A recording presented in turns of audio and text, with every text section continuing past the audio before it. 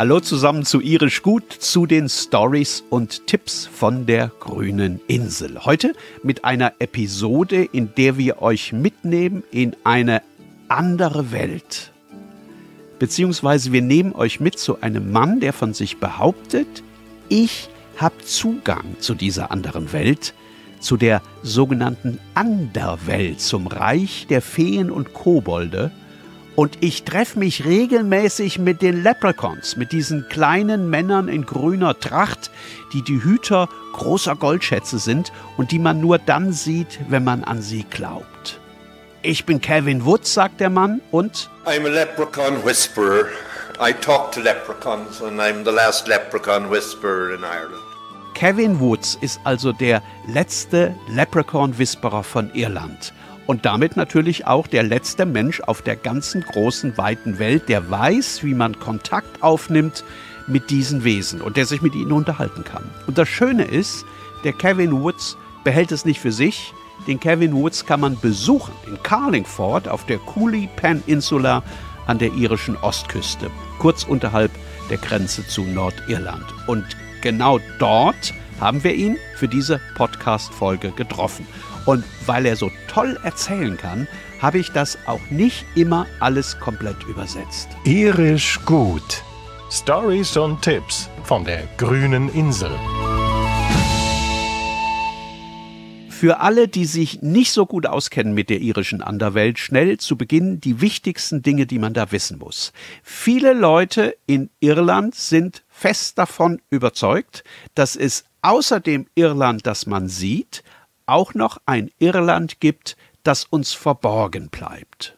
Und dieses andere Irland, das ist bevölkert von Feen, von Banshees oder eben auch von den Leprechauns. Die kennt ihr möglicherweise, die kennt ihr von Abbildungen oder auch von Kostümen am St. Patrick's Day. Das sind diese koboldartigen Wesen, die einen roten Bart haben, die einen grünen Zylinder auf dem Kopf haben und meistens Kniebundhosen tragen, was sie so ganz zünftig aussehen lässt. Diese Leprechauns sind dafür bekannt, dass sie die Menschen gerne mal an der Nase herumführen, aber auch dafür, dass sie sich sehr großzügig zeigen, wenn man ihnen aus der Patsche hilft. Reich sind sie auch. Alle Leprechauns haben irgendwo einen Goldschatz verbuddelt, von dem natürlich nur sie wissen, an welcher Stelle er versteckt ist. Also, die leben nicht in unserer Welt, die leben in einer Art magischem Paralleluniversum, schauen aber manchmal bei uns vorbei. Und manchmal kommt es dann zu einer Begegnung zwischen Mensch und Leprechaun.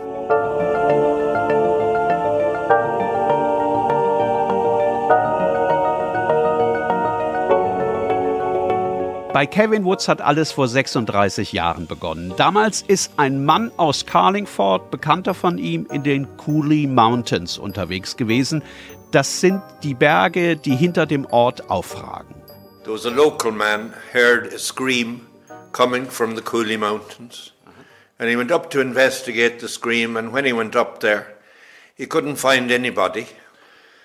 The whole area on the mountain was burned, and in the middle of the burning he found some bones, and beside the bones he found what he said was a leprechaun suit with 4 pieces of gold in the pocket of it.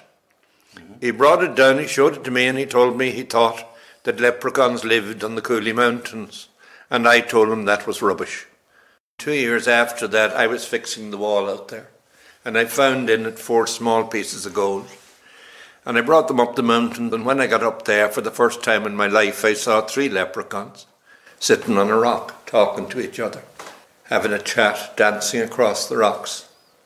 I had the dog with me. He was frozen to the spot I was frozen. We couldn't move. And they finally jumped off the rock and disappeared underneath. I came down, I told my wife I saw 3 leprechauns. She told me not to tell anyone, I'd be locked up. I told everybody. I was frozen, hat Kevin Woods gesagt. Also er war starr vor Schreck und sein Hund ebenfalls, als sie die 3 Leprechauns gesehen haben, die da oben auf dem Berg tanzten. Es ist doch klar, dass der Kevin Woods da komplett durcheinander war, als er nach Hause gekommen ist. Und es ist da auch klar, dass seine Frau damals gesagt hat, erzähl das bloß niemandem, die sperren dich ein. Die Leute werden doch glauben, dass du verrückt geworden bist. Und vielleicht hat Kevin Woods das sogar selbst für einen Augenblick geglaubt. Aber dann ist er noch einmal hoch in die Cooley Mountains und er hat schon wieder einen Leprechaun gesehen. He told me his name was Carrick. I was able to talk to him. Carrick's the Gaelic word for rock. He told me there were millions of leprechauns in Ireland at one time. And they all died out except for 236 of them. 236, that's all that's left in Ireland.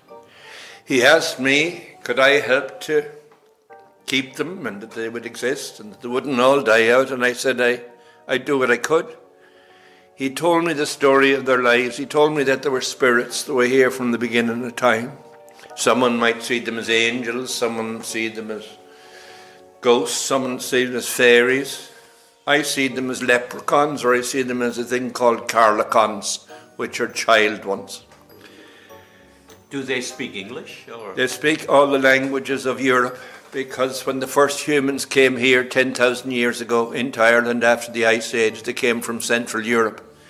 And there can be invisible or invisible. They use the word recht, which is the Gaelic word for magic, to become visible or invisible. So they would have walked with the Central Europeans and learned the language as they went along and so on. So when the Vikings came here in 802 into Carlingford, the leprechauns were the first. That was the first interaction that they had with humans, and they knew they shouldn't have had that interaction, but they did. So what happened to all the other leprechauns? There must have been more than 238, or what is that? No, 236. Oh. Well, they can't reproduce their spirits. And when the first one interacted with humans in 802, when the Vikings came here, they had burned Carlingford twice. And the leprechaun said, we've got to do something to help the locals here. This is terrible destruction and whatever. And the others said to him, no, we can't do that. If we do that, it'll weaken our own. We become part of the human spirit. But he went ahead anyway, and they helped. And then in later years, around 1190, when the Normans came here, and King John, brother of Richard the Lionhearted, when they came here, they were just as bad as Vikings. And they came here, and the leprechaun said, we'll help them again. And they did. Aha! Bis die Wikinger in Irland eingefallen sind, hatten die Leprechauns also keinerlei Kontakt zu den Menschen. Erst dann haben die sich denen gezeigt, weil sie gesehen haben, was die Wikinger angerichtet haben. Und als dann später die Normannen auf die Insel kamen, da sind die Leprechauns den Iren wieder zur Seite gesprungen und haben sie unterstützt. Es hat am Ende alles nichts genützt, aber immerhin, die kleinen Männer mit den roten Bärten haben alles versucht.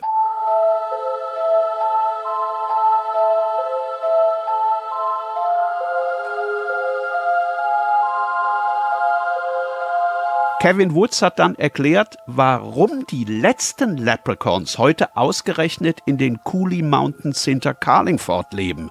Früher gab es die überall auf der Insel. They were from all parts of Ireland because they all lived in clans many years ago. Because there were more believers in this area than any other area, they all came to live under the Cooley Mountains, and that's how they came to be here. So is the belief in leprechauns and fairies, is that still very much part of daily Irish life? Everyone would tell you it's not.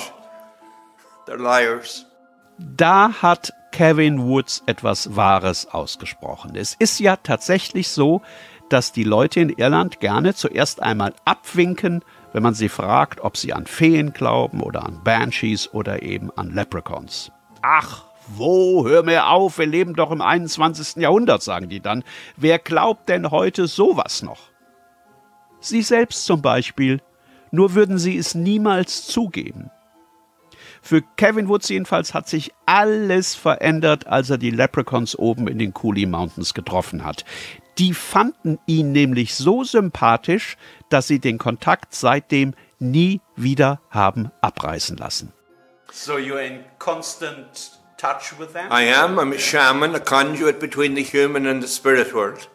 They told me that the gifts that I have, that I had to pass them on to humankind. If I wanted them to go on to humankind, I'm the only one that can see them or speak to them.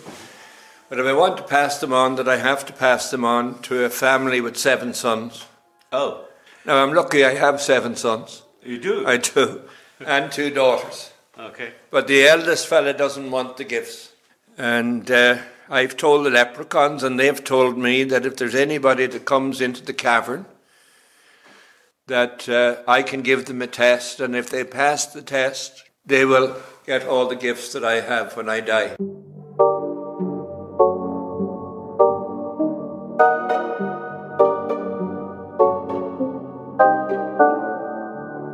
So, und jetzt wird es richtig spannend. Der Leprechaun Whisperer sucht nämlich einen Nachfolger, also jemanden, der den Kontakt aufrechterhält, wenn Kevin Woods irgendwann einmal nicht mehr da ist. Die Cavern, von der er da vorhin gesprochen hat, das ist eine Höhle hinter seinem Haus in Carlingford.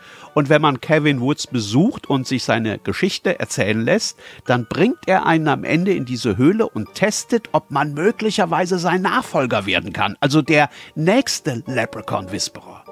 Und was habe ich als nächstes gemacht? Ja, natürlich bin ich mit ihm in diese Höhle. Er hat da unten Licht installiert, ist also nicht ganz dunkel dort. Und das Erste, was man sieht, ist ein Tunnel, der in den Berg hineinführt. This tunnel, this one goes up to the mountain, up to the Cooley Mountains above Carlingford. And the leprechaun spirits come down here every night to dance around the rocks here. And people can stay over the night and sleep here in the cavern and experience that themselves. Dance with them? Or? They can dance with them. They won't see them, but they'll feel the spirit and the music and whatever. And this tunnel here runs underneath Carlingford Loch over to Northern Ireland, over to a place called Rostrevor. It's called the Fairy Glen. And fairies and earth spirits and tree spirits come up through there each night to dance with the leprechauns. Kevin hat die Leprechauns übrigens auf die rote Liste setzen lassen, als gefährdete Art, die vom Aussterben bedroht ist. Und dazu hat er so lange E-Mails an die EU geschrieben, bis eines Tages tatsächlich 24 Abgeordnete bei ihm vorbeigekommen sind und sich seine Geschichte angehört haben. I lobbied the European Union for 5 years, 6 years, and I finally got them protected as a species under the European Habitats Directive. Oh, so they're on the red list? Yes, the directive protects flora, fauna and wild animals, and I got leprechauns added onto it. You're probably something like a PR agent for the leprechaun cause.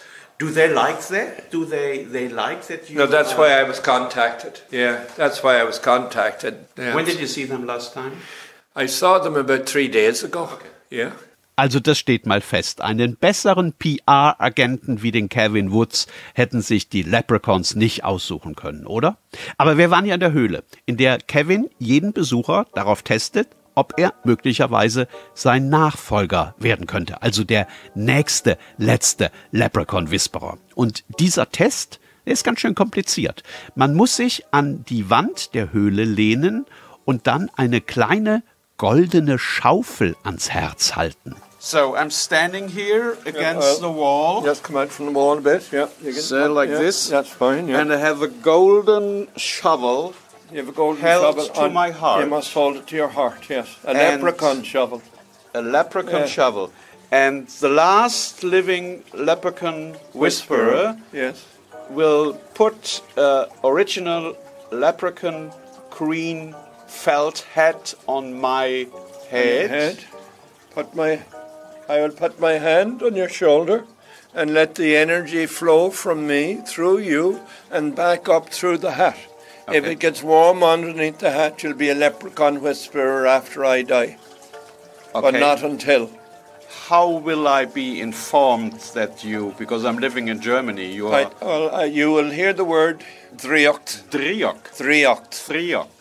Meaning magic. All right. Okay. In Gaelic. So, but maybe it's not getting warm when the thing is on my head. It may not be, but Okay. we'll do the test. Okay. Okay. Let's do it. What do I do if it gets hot now? Well, you'll be very lucky. You'll have access to all the gold.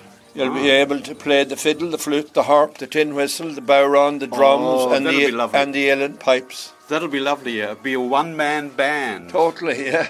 Not all together, though. Yeah. Possibilities. Absolute Possibilities coming up. Close your eyes, concentrate, relax. Don't open your eyes till I tell you. Keep them closed. Deep concentration, relax. Relax. Deep concentration. Relax. You should have no difficulty with your head. There's nothing blocking the heat. Relax. Because I'm bald. Yes, but you're not supposed to talk to me when I'm doing this. Oh, You I'm sorry. I have to start all over again. I'm sorry. Relax, Stefan, relax. Keep your eyes closed. Deep concentration, relax. Open your eyes. Is it warm under the hat? Do you want an honest answer? I need an honest answer. I'll know if you're telling lies. It's not, no. Let me check it, just in case. Just checking for the energy. No, it's not. So I won't be... No, you have enough gifts to carry it through life. You don't need this one. Tja, das war's dann wohl. Ich werde nicht der Nachfolger von Calvin Woods werden und nicht der nächste, letzte Leprechaun Whisperer.